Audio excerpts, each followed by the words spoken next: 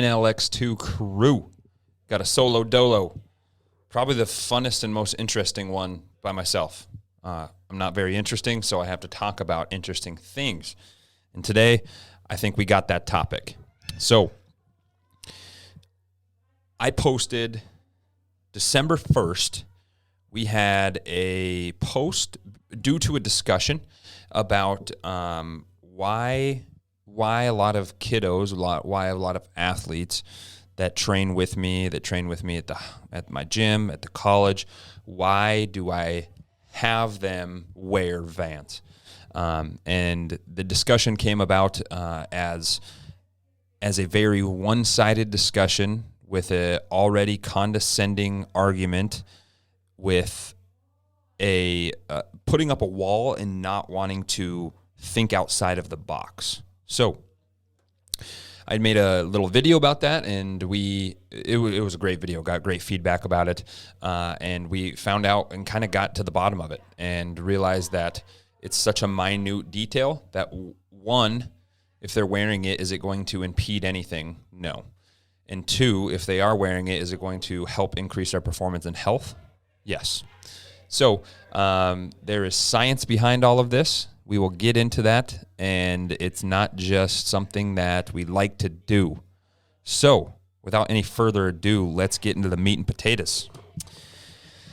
So think of the year is 1999, 2000, whenever you were at this middle school, high school age. You go to, in my case, Billings, Montana. Okay, we're driving to Billings, Montana because Worland doesn't have shit for school clothes, school shopping. It's that time of year. Summer's just getting over. Football's starting up. School's around the corner. We're excited to see our friends. We get all these new, flashy, awesome clothes. We get all this cool stuff for school shopping. And then the best part of the entire experience is going to get new shoes. Okay, I only got one pair of new shoes a year. I was able to make them last, even though they're torn up and beat up and torn and everything. So you got this one new pair of shoes, and you wanted to impress everybody. So you wanted to truly impress all of your classmates and get the best shoes. Okay, so at that time it was get the Nike Shox, get the things that have rolled more ankles than LaDainian Tomlinson in his heyday.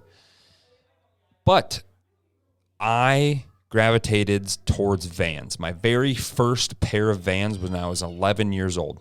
I had some Authentics, and I loved them from then on. And so you think about 1999, you're getting these new shoes, you show up to school, and they're just the best things ever. They're the hit. You see your friends. It's a great atmosphere, okay? However, shoes have evolved from many different bases. They have come from our ancestors going bare feet when we're living in trees, as we go bipedal, as we get back into the life that we know today. And so we're going to go over that. We're going to kind of go over where did the shoe come from? How can we optimally use the shoe? And what is the best shoe for that? And so we get these shoes, and back in the day, Nike Shox were a very, very popular item. This is something that many people would wear. You have that elevated heel, and you have this perceived comfort with this air shock. So take this, for example. We're wearing a elevated heel, something that has ultra cushion. It's protecting your foot. And think about the quote, hard times create strong men create good times create weak men, and weak men create hard times. So let's put this in the aspect of biology. Think about biology.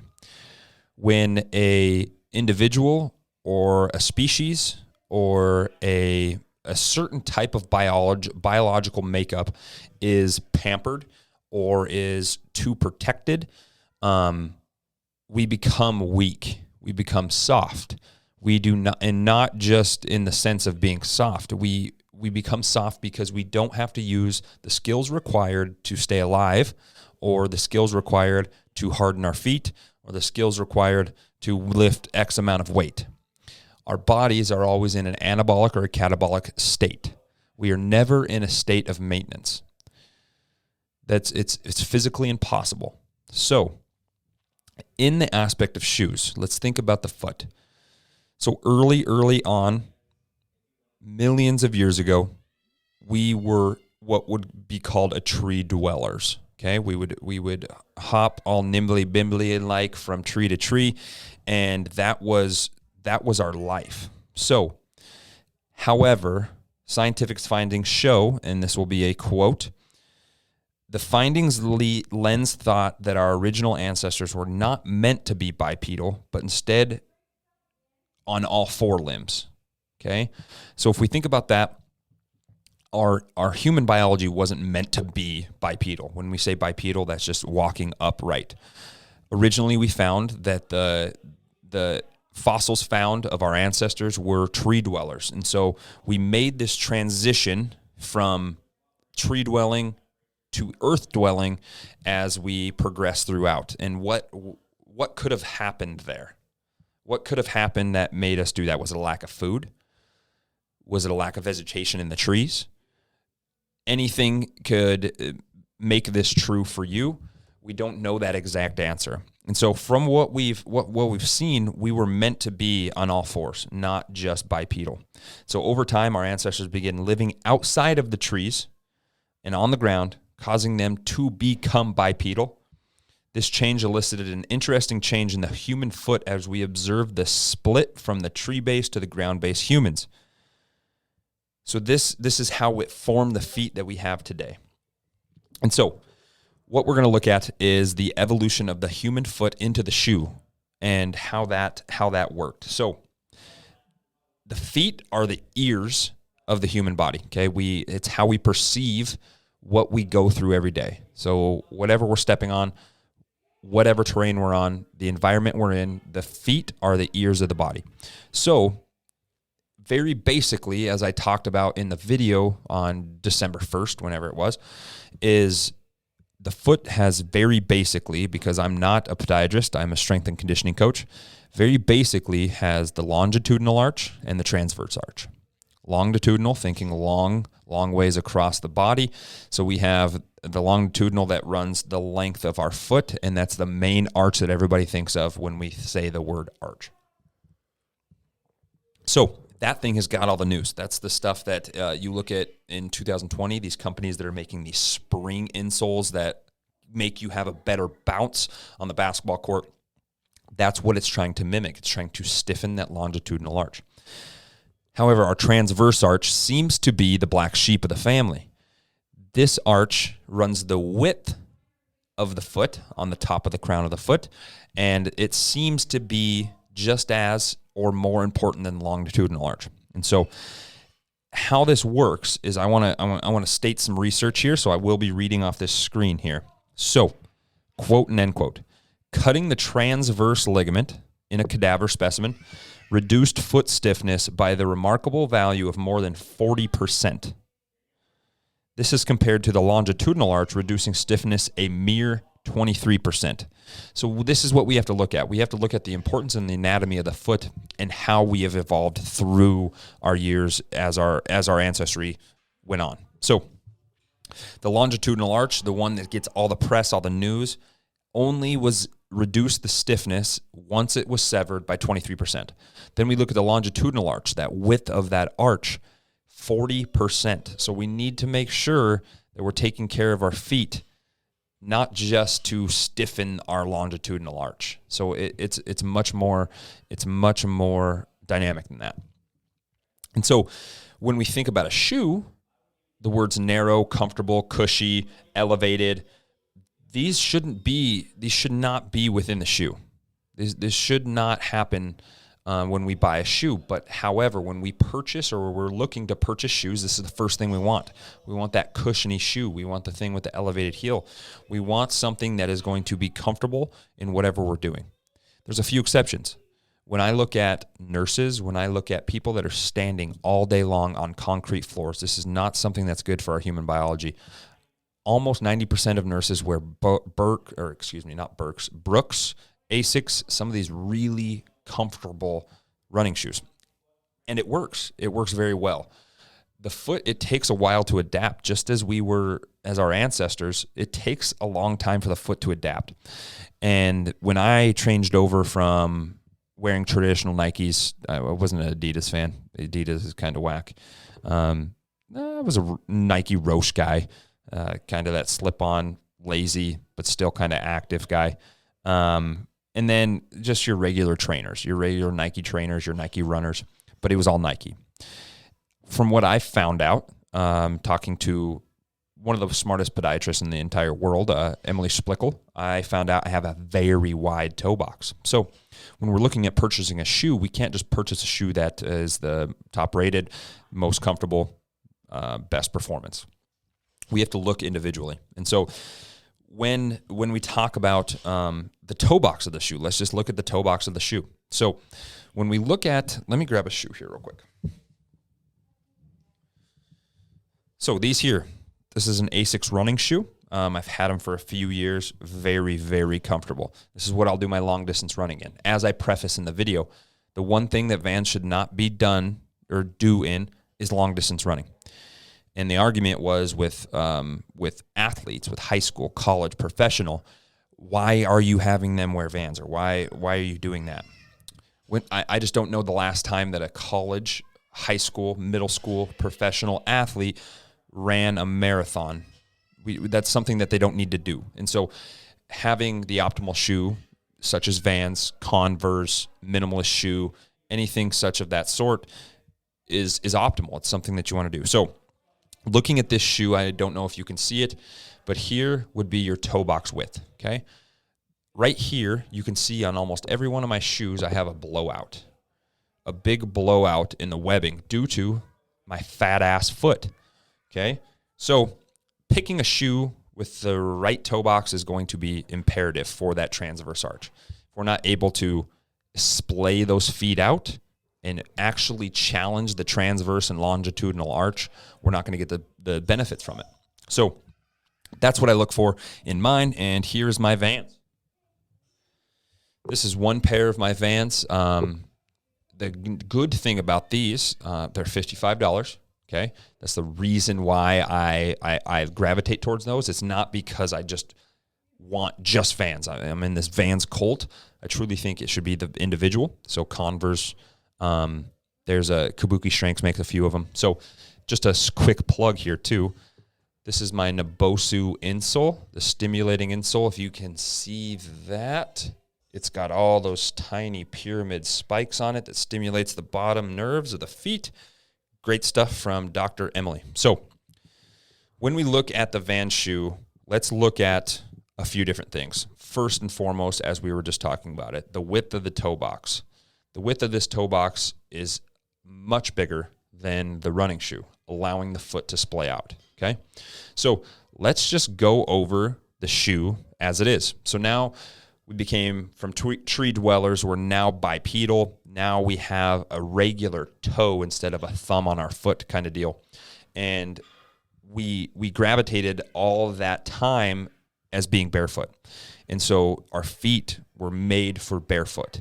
And so the reason why I suggest that kids wear a flatted shoe or barefoot is to mimic our biology, is to mimic how we were brought up so that we can find an optimal performance for that person.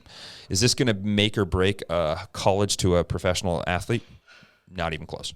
Is this going to possibly decrease the injury of that athlete due to the foot doing the work, not bringing issues up the chain into the knee, into the hip? Yes, I would believe so. So that's why we do this. We will go over the Vans shoe here right now. So for all you people that are just listening, go over to YouTube, check out the video. But for all you YouTubers, like I said, this toe box is much, much wider, okay? Then we look at everything else. We look at the very minimalist feel and look of the Vans shoe. I do not have a high top ankle support, not allowing the muscles to work up in my lower limb. It is very thin. It allows the foot to do everything the foot needs to do. Then we look at how flat that Vans shoe is, okay? perfectly flat, allowing the foot to do the arch work, allowing the foot to become explosive, and allowing the foot to be the active and natural spring that we need in our sports. So in my master's thesis, I wrote my master's thesis about why Vans shoes are the optimal shoe in performance, and we talked about a few things. Biggest thing with this is obviously the simplicity. Very simple, very great shoe, but Vans were made for action sports. We look at skateboarding, BMX, all these sports that one of the biggest issues is traction, is something that being held to the ground. So everybody knows what Vans shoes look like at the bottom, but you got this really rigid, this very geometric shaping on the bottom, but it's a very tacky substance, and it allows you to have way better traction on the floor. This in itself, in skateboarding, in BMX, can be a life or death. You can not have traction on a pedal, completely slice open your leg, whatever it is in any aerial tricks you're doing. In performance, I look at it a little bit different. Few things. Increased surface area. When we have an increased surface area, we're able to have more traction to the ground. When we have more traction to the ground, we now can change directions at a much quicker rate. So when I talk about rate of force development, changing directions, all these type of things, the individual that is able to accelerate, decelerate their weight, change directions, and reaccelerate quicker wins.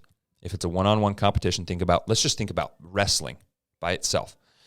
If you're able to snap in a circle, you're in stance, and you're able to accelerate your weight quicker, get in on a double leg, reaccelerate your weight, get the takedown, you're going to win. If you can do that at a quicker rate than your opponent can react, you're going to win. So if we look at football, this is obviously a team sport. But then in football, there's 11 on each side, so we need to be able to look at that matchup. If the athlete is able to accelerate, make a cut, which is deceleration, reaccelerate the weight, they are going to win every single time. So the Vans shoe allows the foot more surface area, allowing the foot to grip the ground and allowing the individual to accelerate and decelerate at a much quicker rate. So that is the basis of why we have them practice in the Vans shoe.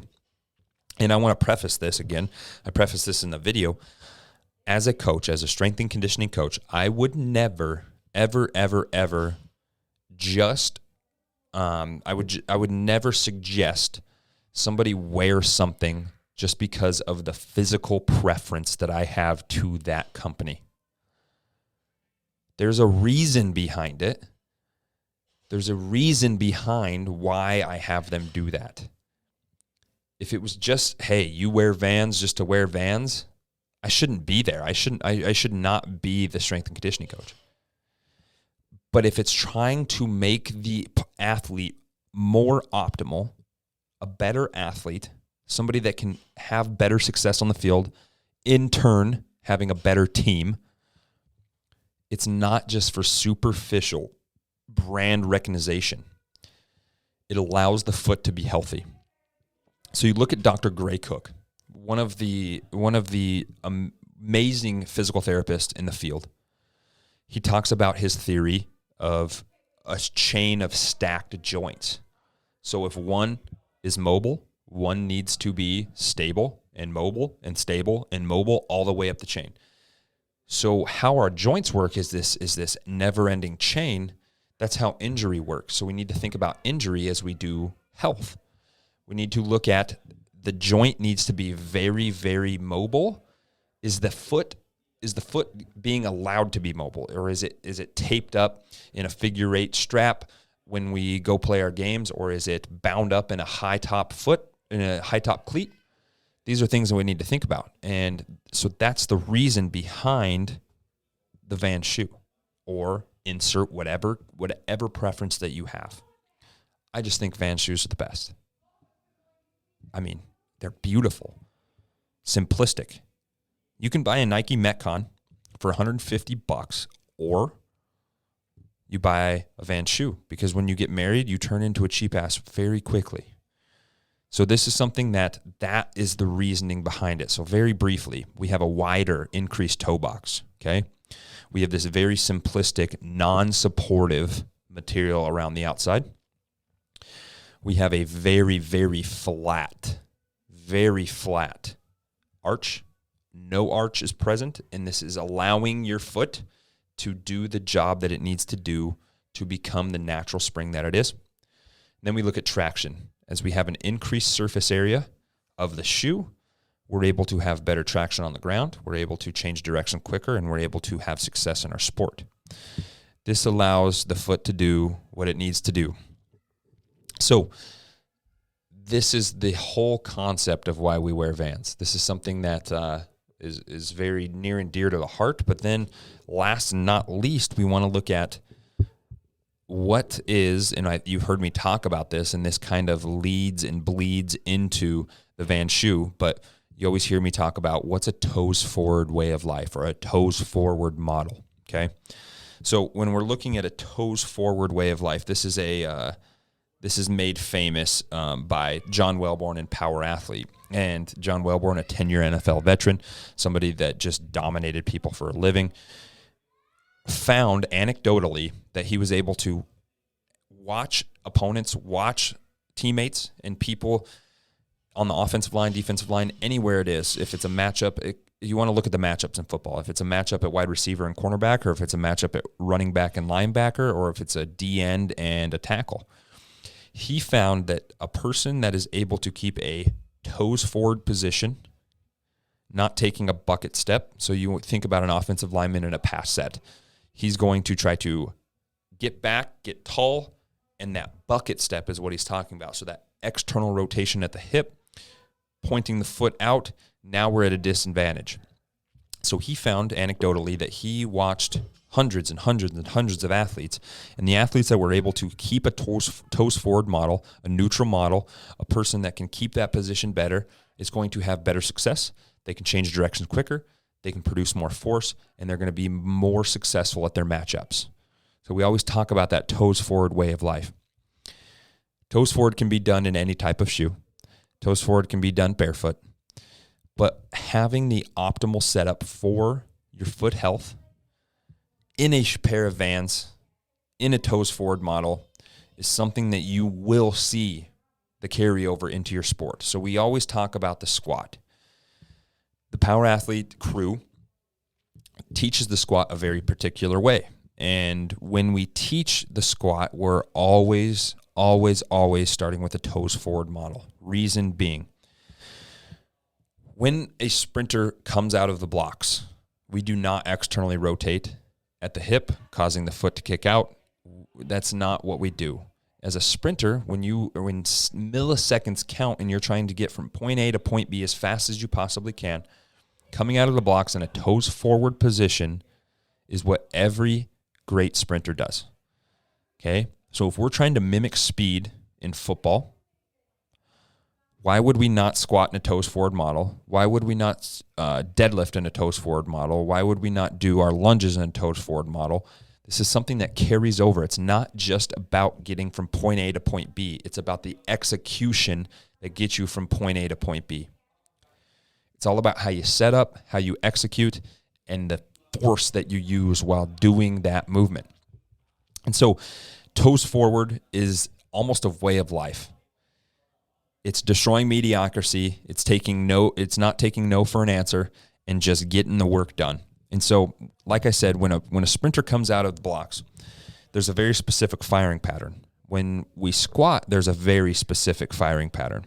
So the correct firing pattern when we're actually squatting would be your glute maximus, okay, the big tush, the hamstring, and then your opposite QL, okay? So when we do this, when we squat toes forward, we are in a perfect, correct firing pattern. So this is something that you want to make sure that you do correctly because it's going to correlate to on-field performance, and that gets us back to our setup and execution. So when we squat, glute maximus, hamstring, opposite QL. If we break the toes forward model, this now changes up the firing pattern and does not fire in that order. not allowing optimal firing patterns, inhibiting force production, inhibiting change of direction, inhibiting success. So this is something that's so small, but what do college and high school and professional football coaches always talk about? You got to do the small things right. In strength and conditioning, you got to do the small things right. So this is where we can get the most out of our athletes. And I want to preface this with it. I have some very, very successful powerlifting, Olympic lifting friends. Ethan, he is one of the heavyweights at the college, just an absolute stud in wrestling, but he's also found some major success in powerlifting. The guy has a monstrous squat. He has a tremendous deadlift, and his bench is out of this world. He's got with the dudes at the pit who are the cream of the crop when it comes to powerlifting in Dickinson and the surrounding area. That is what they do. And the pit is amazing at that. Ethan, when or any powerlifter, when you're powerlifting, your goal is moving the weight from point A to point B and it being the heaviest weight possible. Okay? That's the sport. It's the training and it's the sport, just as CrossFit is. Training is the sport. That's how you compete. In athletics, you have a whole different realm that's outside of the weight room. So in powerlifting, a lot of times you are going to see a more sumo stance, a more what you could call glute dominant stance. It's just a more advantageous stance to squat more weight. That is the end goal, is getting the most weight from point A to point B. So we need to put the person in that advantageous position. In athletics, our goal is to win football games, is to win basketball games, is to get all state, is to be the best player on the team. So we need to put them in the most advantageous position. That advantageous position is toes forward. So that's the biggest thing that is different in these two worlds. Is powerlifting, because they externally rotate and in a sumo stance, wrong? Hell no. Those dudes, people don't realize the work and dedication that they put into that craft, and that is the optimal stance they need to be in. So that's what they do.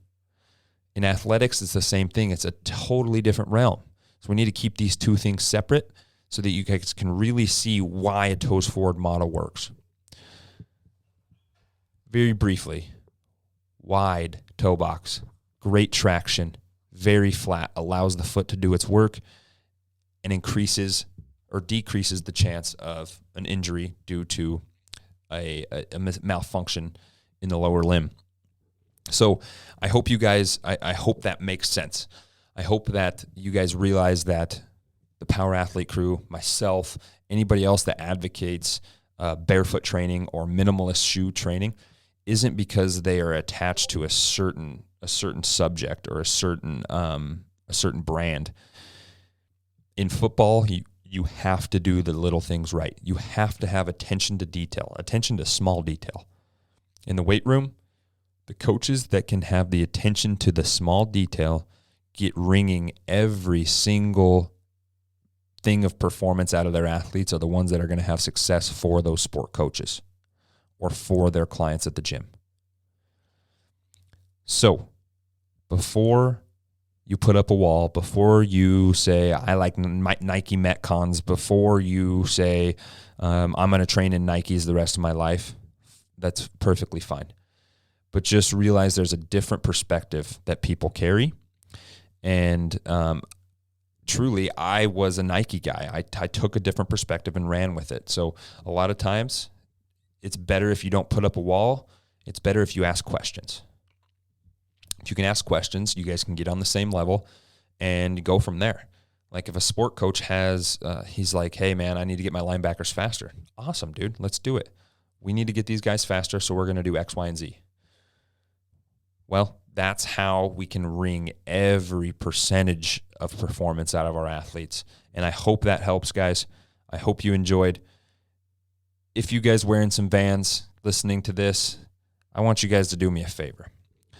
So if you listen to the podcast, take a picture of your Vans, send it to me, DM it, post it up on Instagram. I want to see I want to see some vans. I want to see all these people that are actually training in vans and getting the job done. So post them up, at Coach_Wortman on Instagram. Tag me. I'll throw it up on the page, and we can sport the vans for all our haters out there. Okay, so that is another solo dolo with Coach Wortman, Coach_Wortman, myself, and we will be back next week with another NLX2 podcast. I appreciate it. Leave a review on iTunes. I don't think Spotify has it yet. I mean, they're the best podcast platform, and they're still just lacking. Leave us a review. We have multiple coming in, and it's been a pleasure. So thank you guys. Have a great day. Peace.